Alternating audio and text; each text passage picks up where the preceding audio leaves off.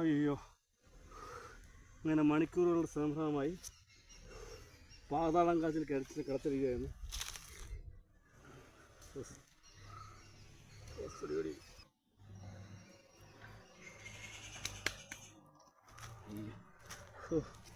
പിന്നെ നമുക്ക് ഇതിൻ്റെ മണ്ടവശം മുറിക്കാം, ഇല്ലയോ? അയ്യോ, ക്ഷീണിച്ചു. ഇതെങ്ങനെ കട്ട് ചെയ്യുന്നത്? ഇത് കട്ട് ചെയ്ത് ഇവിടെ തന്നെ നിൽക്കുക, ഇല്ലയോ? കണ്ടോ, ഇതിനാണ് പാതാളം കാച്ചിൽ എന്ന് പറയും.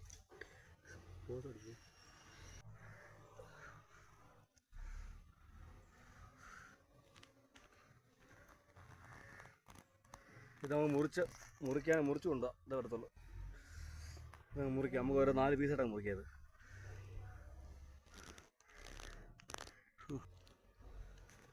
ഗവിയിൽ ടൂറിന് പോയ സമയത്ത് അവിടെ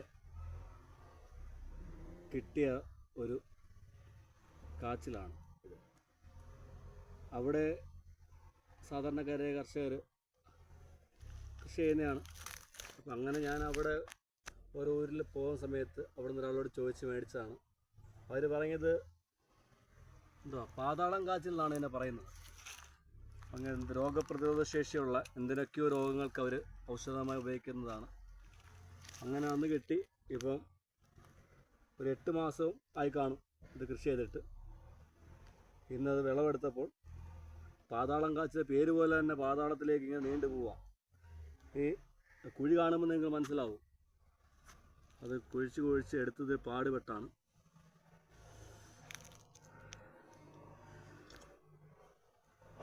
ഇനിയും നമുക്കിത് തൂക്കി നോക്കാം, ഇത് എത്ര കിലോ ഉണ്ടെന്ന്. നമുക്ക് ഇത് ഇവിടുന്ന് എടുത്ത് നമുക്ക് അകത്തോട്ട് കൊണ്ടുപോയി ത്രാസിൽ വെച്ച് നോക്കാം എത്ര കിലോ ഉണ്ടെന്ന്.